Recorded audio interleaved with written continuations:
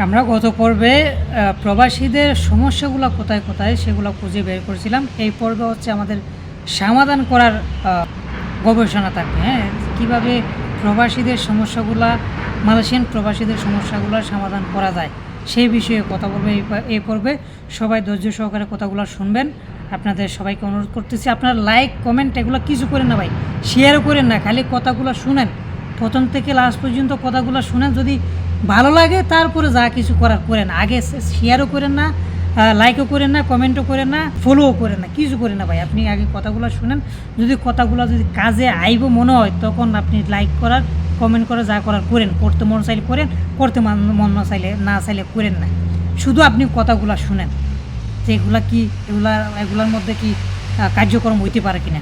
প্রথমত যদি সমাধান করতে চান যে মালয়েশিয়ার যেতগুলো নাকি সমস্যা আছে প্রবাসী ভাই বেড়াদারের নিয়ে, এগুলো যদি সমস্যার সমাধান করতে চান তাহলে করা যায় কিভাবে।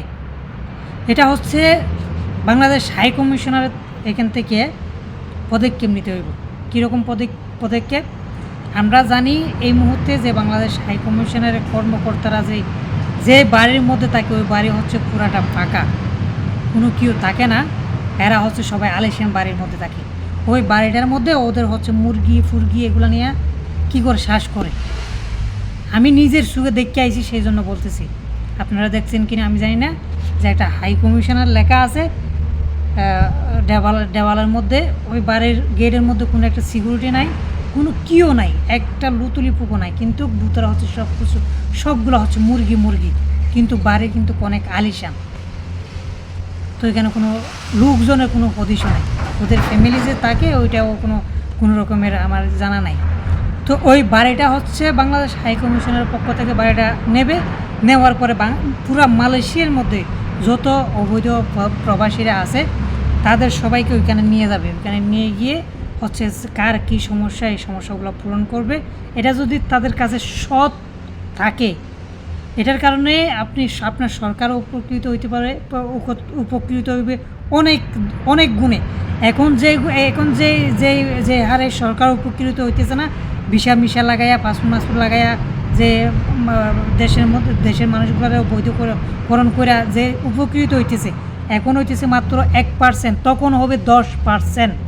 বাংলাদেশ সরকার তখন 10%, আমি যেভাবে বলতেছি এভাবে যদি করেন তাহলে 10% হচ্ছে আপনি উপকৃত হইবেন।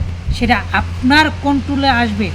এটার আগা থাকবে কিন্তু অনেক দিকে আগা সরাইবে। একটা গাছের আগা অনেক দিকে সরায়, কিন্তু ওই গাছের গুড়াটা ফাড়তে গেলে আমার যে একটা গুড়া থেকে উঠতে হবে, ওই একটা গুড়াই হচ্ছে আমার ঠিক করা। ওই একটা গুড়া যদি আমি ঠিক করতে পারি তাহলে হচ্ছে আমার পুরা মালয়েশিয়ান প্রবাসী, একটা প্রবাসী অবৈধ থাকবে না, সবাই হচ্ছে কাজ পাবে।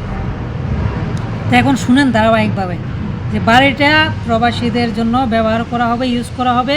যাদের এখানে অনেক পুরানো হয়ে গেছে, যাদের থাকার জায়গা থাকে তারা ওইখানেই থাকবে, যেখানে থাকার সেখানে থাকবে, কিন্তু কন্ট্রাক্টটা এই বাড়ি থেকেই হবে। কন্ট্রাক্টটা কি আমাদের বুঝতে হবে। এই কন্ট্রাক্টটা প্রথমে হচ্ছে আমাদের মালয়েশিয়ার মধ্যে যে প্রবাসীগুলো আছে, আমাদের সবার যে এজেন্টের আন্ডার আছে, এই এজেন্টগুলো সম্পূর্ণ বাদ করতে হবে। কোনো এজেন্ট থাকতে পারবো না।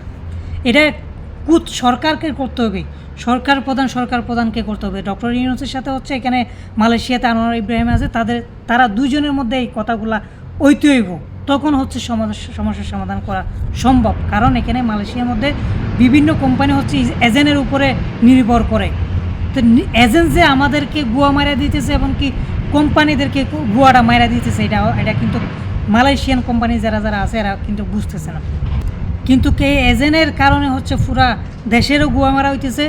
এই এজেন্টের কারণে দেখেন যে টাকাগুলা ওই গুড়ার মধ্যে আসার কথা, আমি যে গাছের একটা কথা বলছিলাম, ওই গুড়ার মধ্যে টাকাটা আসার কথা, ওই টাকাটা হচ্ছে এখন সরাইয়া যাইতেছে। আপনার হাতে যাইতেছে কিছু, আমার হাতে আইতেছে কিছু, আর অন্যর হাতে যাইতেছে কিছু। যার হাতে যাইতেছে ওর হাতে হইয়া যাইতেছে, কিন্তু টাকাটা কিন্তু কেটা দেশে যাইতেছে না। তো আমি যে গাছের কথা বলছি, এই গাছের আগা সরান্য হইলেও এই গুঁড়া দিয়ে উঠতে হচ্ছে গুলা নিতে হবে। ওইরকম হচ্ছে এই গুঁড়ার মধ্যে সব আগা থেকে ঘুরে গুঁড়ার মধ্যে টাকাটা চলে আসবে। ঠিক আছে? তো এটা করার জন্য এই ঘরটা ইউজ করে ওইখানে হচ্ছে বাংলাদেশ হাই কমিশন থেকে কিছু প্রতিনিধি থাকবে। প্রতিনিধি ধরেন 2-3 জন প্রতিনিধি হয়ে গেলে পুরা মালয়েশিয়া কন্ট্রোল করা যাবে। আপনি যখন এরকম একটা বাড়ির মধ্যে কন্ট্রোল করেন যে পুরা মালয়েশিয়ার মধ্যে যে তো প্রবাসী ভাই ব্রাদার আছেন সবার জন্য যদি একটা যদি এরকম ফ্ল্যাট বাড়ি করেন, 5 তলা 10 তলা একটা ফ্ল্যাট বাড়ি করবেন, ওইখানে গিয়ে আমি থাকবো না। যে যার যার যার এখানে বাইরে থাকার মতো মানে জায়গা থাকবে সে ওইখানে গিয়ে থাকবে না।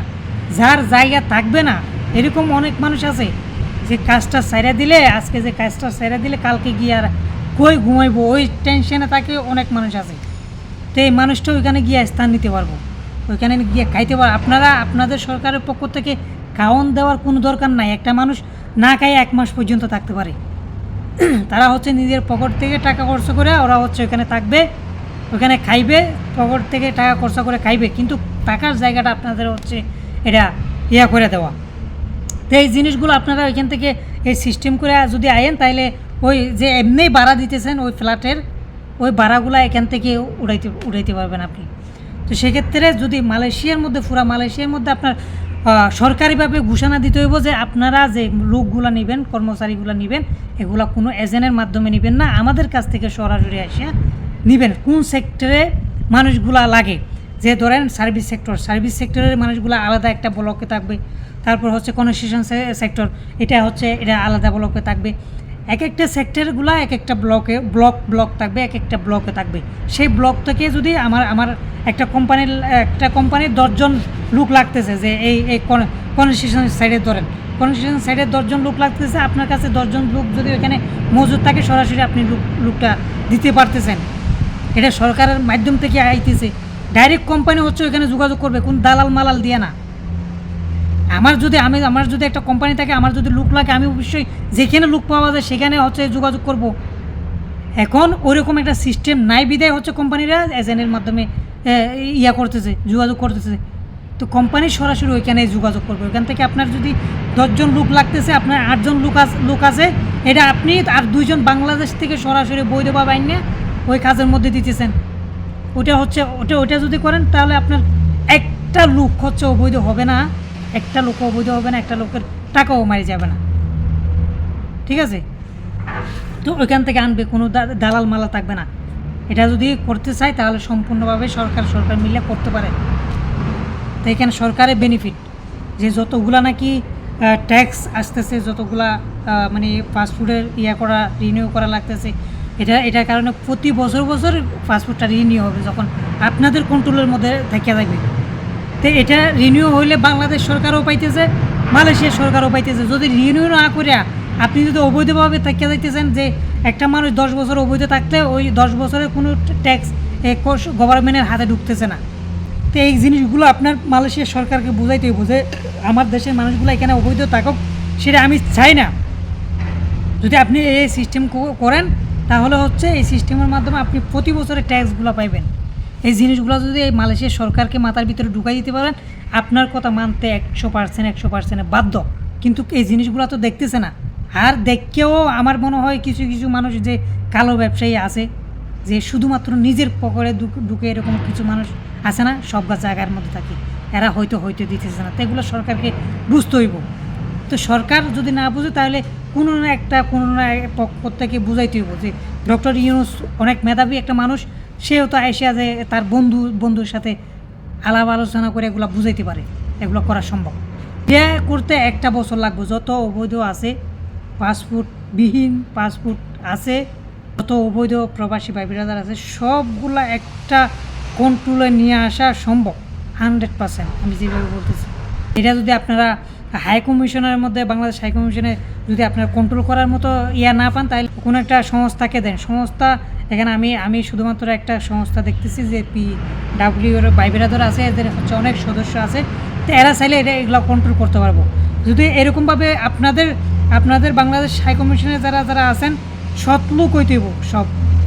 তা আপনারা ওদের কাছে চোখ রাখবেন।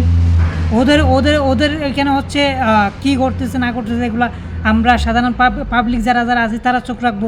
কখনো মানুষ বঞ্চিত হইব না এই সেবা থেকে। আপনারা যদি এই সেবাগুলো গ্রহণ করেন তাহলে আমি মনে করি সকল প্রবাসীর সমস্যাগুলো সমাধান হয়ে যাবে। কেউ কখনো অবৈধভাবে থাকবো না। তো ওইখান থেকে ওই ঘর থেকে যখন নাকি কারো যদি মেয়াদ শেষ হয়ে যায় এগুলা ওই ঘরেই জানতে পারবো এই ভাইয়ের হচ্ছে মেয়াদ শেষ হয়ে গেছে। তো এটা অটোমেটিকলি ওইখান থেকে হচ্ছে হাই কমিশনে নিয়ে গিয়ে যে মেয়াদগুলো বাড়ায় যা করা লাগে সব কিছু ওই হাই কমিশনের করতে পারবে। কোনো একটা এজেন্টের কাছে যাইতে হবে না, কোনো একটা ইয়ার মধ্যে যাইতে হবে না। এতগুলো রাস্তা এখন যেতগুলো রাস্তার মধ্যে যাইতে হইতেছে না, যে একটা মানুষ বৈধ হইতে গেলে অনেক রাস্তা ব্যতিক্রম করা লাগতেছে, ওর কাছে ওর কাছে এরকম ওইরকম অনেক। তো এগুলা এখন একটা ঘরের ভিতরে ওই ঘরের স্থানে পাইবে এরা।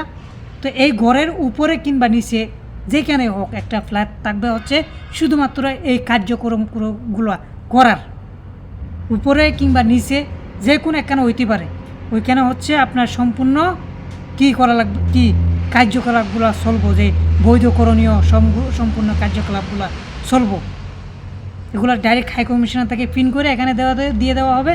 তো এখান থেকে সবগুলো কম্পিউটারের মাধ্যমে কাজ কাম চালানো হইতে পারতেছে, এখানে কোনো অসুবিধা হইতেছে না।